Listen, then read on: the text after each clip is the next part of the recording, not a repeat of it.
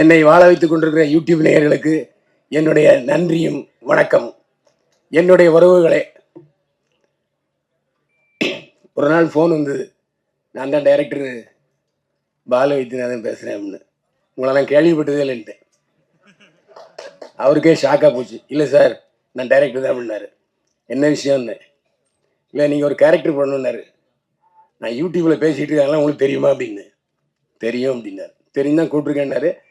அதே மாதிரி இவர்கிட்ட ஒரு நல்ல பழக்கம் என்னன்னா,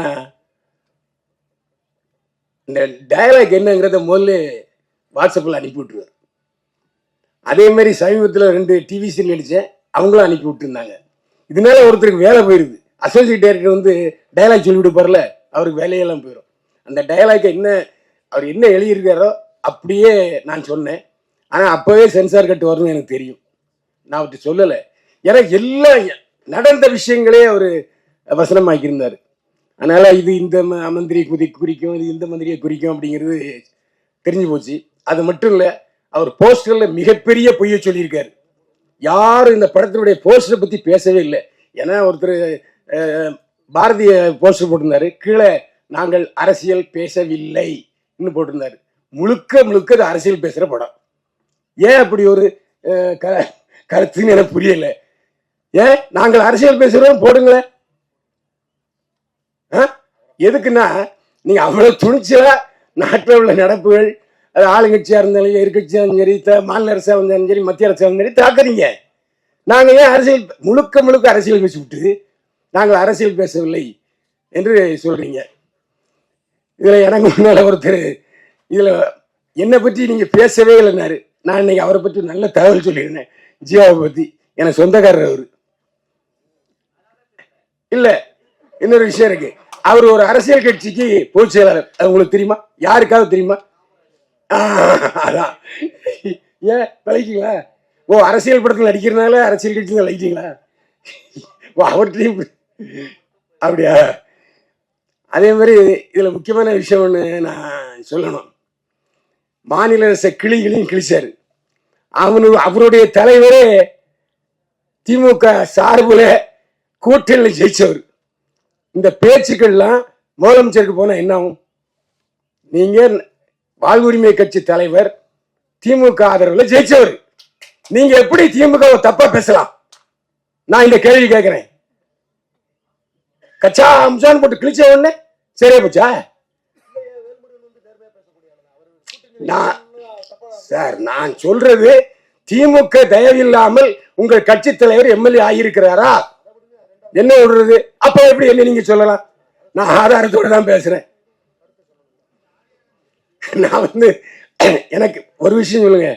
இப்ப யூடியூப்ல தமிழ்நாட்டில் பார்த்தா 50 பைசா தான். ஆனா அதே வெளிநாட்டில் உள்ளவங்க பார்த்தா ₹1.50. இன்னைக்கு எனக்கு பெண் ரசிகர்கள் ஜாஸ்தி. தெரியுமா உங்களுக்கு? சிரிக்கலாம் பாருங்க. எல்லாருமே என்னுடைய ரசிகர்கள். ஆனா அவங்களுக்கு எதிராக நீங்க பேசுறீங்க. இதான் பேசின மட்டும் நம்ம சொல்லி திருச்சி சார் ஒரு விஷயம் நல்லா சொல்லிச்சு. நல்லா கத்தி பேசுனீங்க, கைத்தட்டலே விழலன்னு. கவனிச்சிங்களா? அப்ப ஏன் சொல்றீங்க? அதெல்லாம் வேண்டாம். நாம இப்ப இன்னைக்கு கண்டென்ட் சொல்றதுங்கிறது தான் நான் பேசிக்கிட்டு இருக்கேன், தவிர வேற ஒன்றும் இல்லை. ஏன்னா என்னுடைய நண்பர்கள் எப்பவுமே இன்னைக்கு ஏன் கடைசியில் பேசி வச்சாங்கிறது கூட அதுதான் ஒரு காரணம். எல்லோருக்கும் நீங்களே உங்க கட்சி பேர் வாழ்வுரிமை கட்சி. உங்களுக்கு ஒரு உரிமை இருக்கு, உங்களுக்கு ஒரு சுதந்திரம் இருக்கு, உங்களுக்கு ஒரு தொழில் இருக்கு, உங்களுக்கு ஒரு பிளாட்ஃபார்ம் இருக்கு. இப்போ எனக்கு என்னை பத்தி என்னுடைய நண்பர்களுக்கு தெரியும். என்னை பத்தி கேள்வி கேட்டே என்ன பெரியவன் சாய்க்கிறாங்க. நான் இல்லாத பொழுதும் சரி, இருக்கும் பொழுதும் சரி. அந்த எதை சிரிச்சிட்டு இருக்காரு அவர் தான் இஷ்டத்தை கேள்வி கேட்கிறாரு.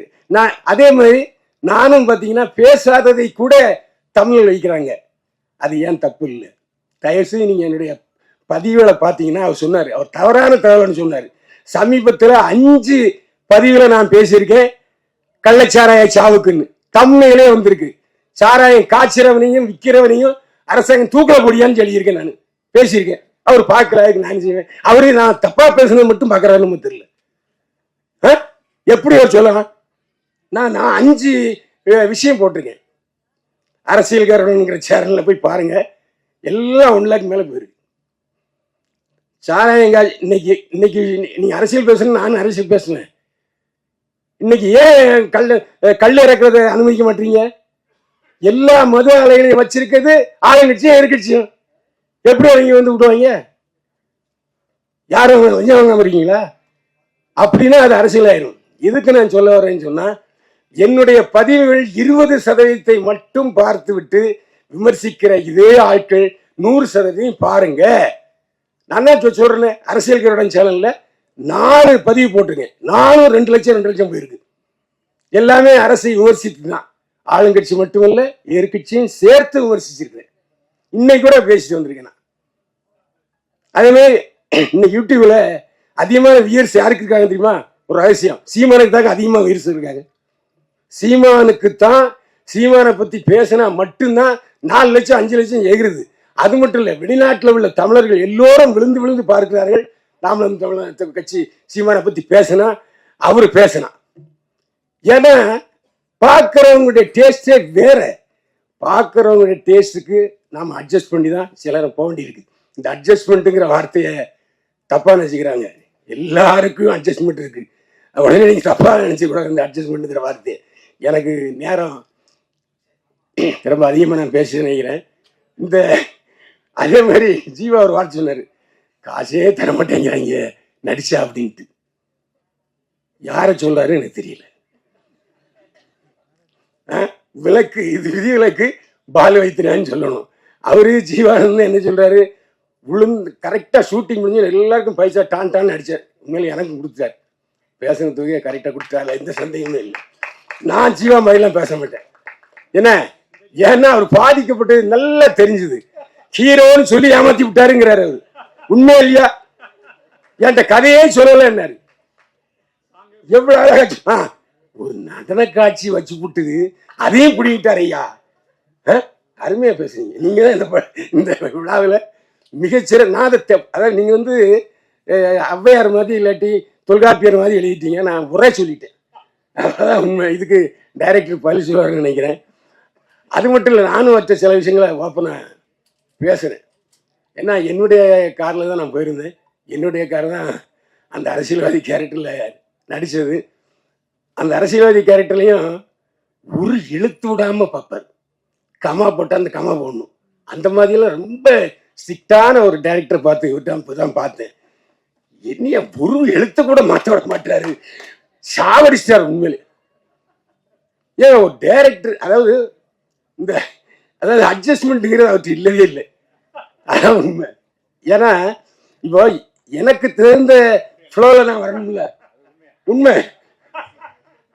அவங்களே அக்காவே தலையாட்டுறாங்க. எதுக்கு நான் சொல்றேன்னா, ஒரு அமிக்கபிள் பர்சனை இல்லை.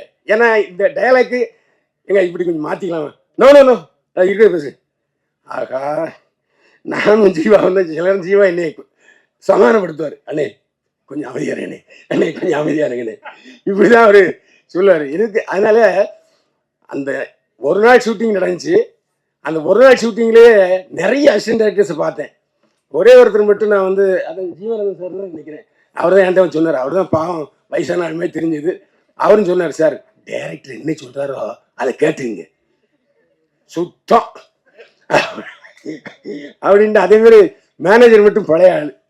அவர் மட்டும் அண்ணே இப்படி தானே இப்படி தானே அப்படின்ட்டு. Right okay. ஏன்னா நல்ல வேலை மேனேஜர் மட்டும் பழைய ஆளை ஒருத்தர் வச்சிருந்தாரு. ஆனால் அந்த படத்தில் நான் ஷூட்டிங் போகும்போது பார்த்தீங்கன்னா ஜீவாவை தவிர வேற யாருமே எனக்கு தெரிஞ்சவங்க கிடையாது. ஹீரோயினை அதுக்கு முன்னே பார்த்ததே இல்லை. அதுக்கப்புறம் சாப்பிட்டுட்டு இருக்கும்போது பார்த்தாங்க, ஏதோ சப்பாத்தி ஏதோ சாப்பிட்டு இருந்தாங்க. ஜீவா பொறுத்தவரை எனக்கு எப்படின்னா 30 வருஷம் 30 வருஷம் அதிகம் இருக்கு, 25 வருஷம்.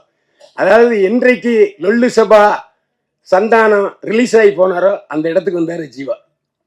ஏன்னா இவர் வந்து ஆக்சுவலா வந்து ரஜினியுடைய ரசிகர். ரஜினி மாதிரியே பேசுவார், ரஜினி மாதிரியே நடிப்பார். ஆனால் அந்த லொல்லு சபா இதில் பண்ணும்போதும் சரி, அதுக்கப்புறம் ராஜ் டிவியில் பண்ணும்போதும் சரி, நான் அவரோட பயணிச்சிருக்கிறேன். நல்ல ஒரு அதாவது எப்போ கதாநாயகன் ஆயிருக்க வேண்டிய ஜீவா இன்னும் அந்த முட்டுக்கட்டையிலே இருந்துகிட்டு இருக்காரு. அவர் வெற்றி பெற நான் வாழ்த்துக்கிறேன். மீண்டும் சந்திப்போம். வாழ்க வளமுடன்.